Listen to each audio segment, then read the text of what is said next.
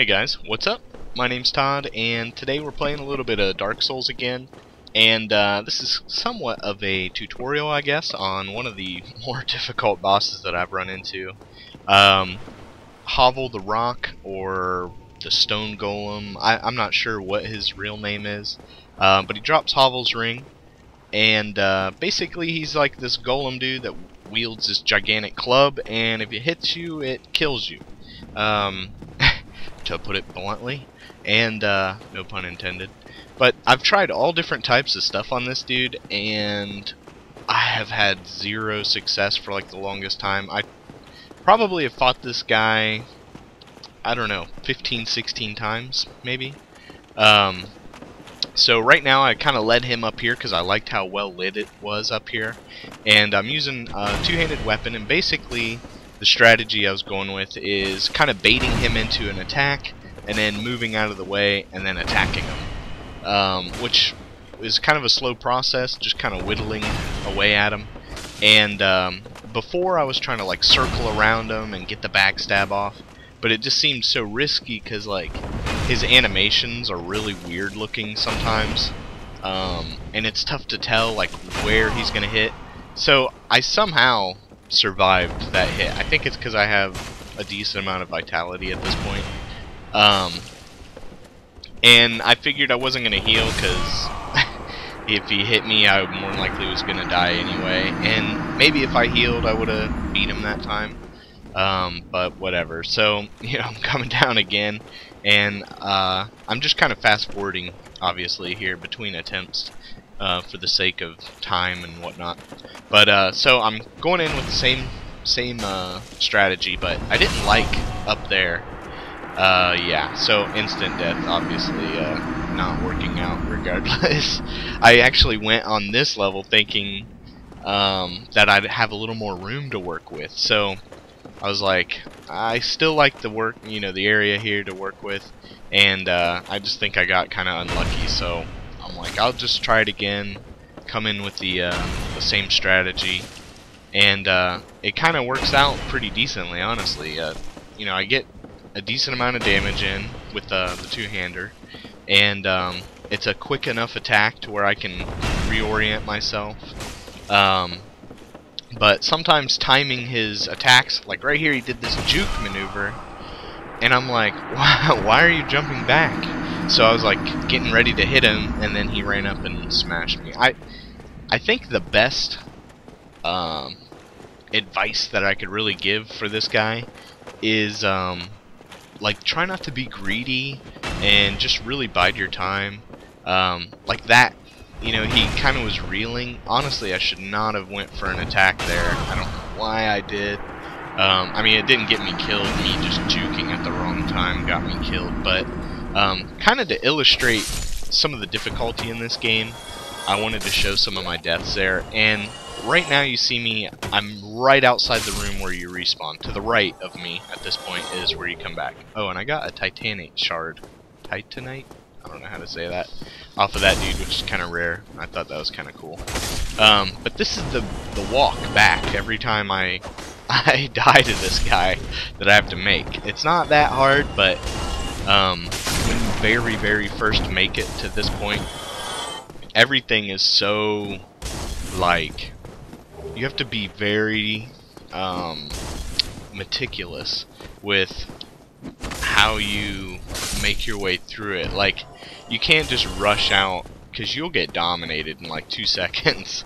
And this game is just ultra unforgiving as far as like what, you know, it'll let you get away with. So the only reason I'm able to blow through all this right now is because the sword that I'm using is kind of broken, and I know the area because I've made this run, you know, 20 times at least.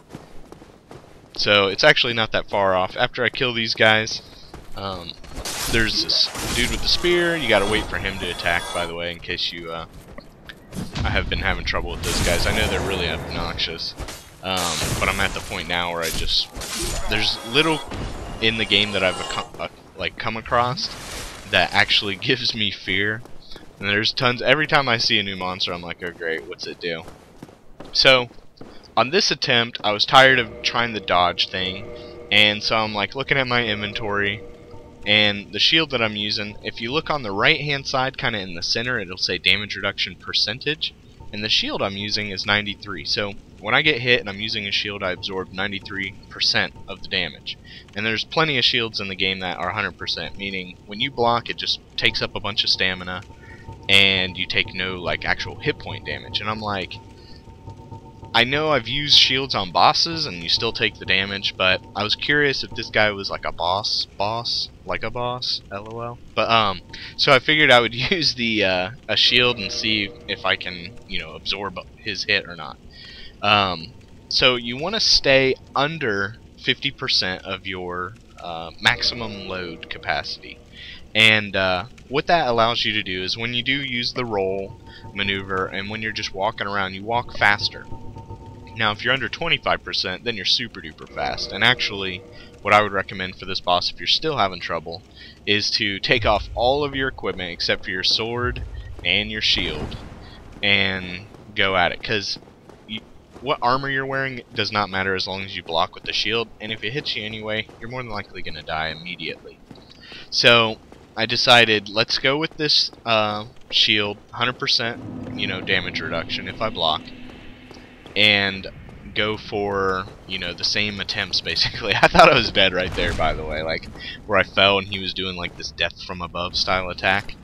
But right away, one of the things that I noticed while targeting him and using the shield is I like the way I move around him and how he will kind of attack, and I don't even really need to use the dodge maneuver, which is super good, because when you dodge, yeah, you're able to get away, but it's not like you're invulnerable when you dodge. So yeah, I would recommend just using the shield, honestly. And here you'll see he actually does hit me in a second, and it works. It absorbs all the damage. You don't take any damage as long as you have. There it goes. See my stamina bar go like almost all the way down. So basically, what I do is when he hits me, I let go of my block button, and you regenerate your stamina a lot faster. So you want to make sure that you're full, and try to be, I guess, try to wait for the times when he misses you to attack rather than with, you know, when he hits you, because if he hits you, use up the stamina, and then you make an attack, now you have 0 stamina basically, and then he's gonna get to attack again, and if you're not full on stamina and he hits you, you will die.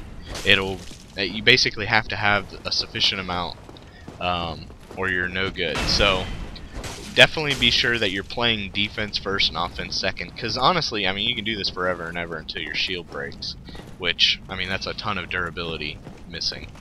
And then the second kind of important thing I would mention is whenever you get a successful backstab attack where you stab him and then kick him off of your weapon, make sure that you retarget him, because every time you do that, it like untargets him for whatever reason. So got Havel's ring, and it says it's named after Havel the Rock, which I'm guessing that's what that guy's name is. So real quick, I wanted to check what my maximum equip load is. In the center of the screen, you can kind of see it up near the top. It was 48, and then when I wear the ring and go back and check it, it goes up to 72. So that's a definite significant increase. That's like 24 capacity or whatever that it went up, which is super duper awesome, because that basically lets you wear more armored equipment while still retaining the mobility that I like to enjoy. So yeah, hopefully this helped you guys out, because I know I went through hell trying to finish this. And I looked online, I looked at a few different fights, and none of them, like none of the ones online that I could find, were really good tutorials. It kind of showed what I was trying at first, just kind of with the two-handed weapon and trying to dodge and juke, and like all that got me was dead mad times. But yeah, now I got 8 grand of souls to cash in, so that's always sweet. But yeah, I'm digging the Dark Souls action, so hopefully you guys are enjoying it. I know I'm in like a weird gaming limbo with Modern Warfare 3 on the horizon, and I promise, you know, I'll be getting into the first-person shooter stuff, but honestly, Black Ops is pretty much out of the question for me right now, and I'm just playing stuff to have fun in between, you know, waiting for the next Call of Duty. So The top video here is the last one I put out, which is Dark Souls again, and trying to get the Drake sword, which is super duper awesome. And if you're not already using it, or you've seen people and they're using it and you don't know how to get it, this video will show you how to get it, and it's super duper easy to get. I mean, there literally is zero effort involved almost, and it'll show you how to get that super easily. And the video below that is killing the bell tower gargoyles. It's not so much a tutorial, but I mean, if you are stuck and you don't know what to do, watching it might help you out. But it's kind of basically just explaining what this game's all about, and showing the achievement, ringing the bell and everything like that. So if you guys are digging the Dark Souls stuff, that's sweet, and I really appreciate you guys watching. I'll more than likely kind of mix in some Space Marines. I might do a magic video here soon, so whatever. We'll figure out some stuff to do, and hopefully I'll have some variety going on, because I know waiting on Call of Duty is kind of a bummer, but at the same time there are some good games out there to play, and hopefully you guys can get down on some of that yourself, and if not, watch a video or two and live vicariously through other gamers. But yeah, that's about all I got. Take it easy, guys.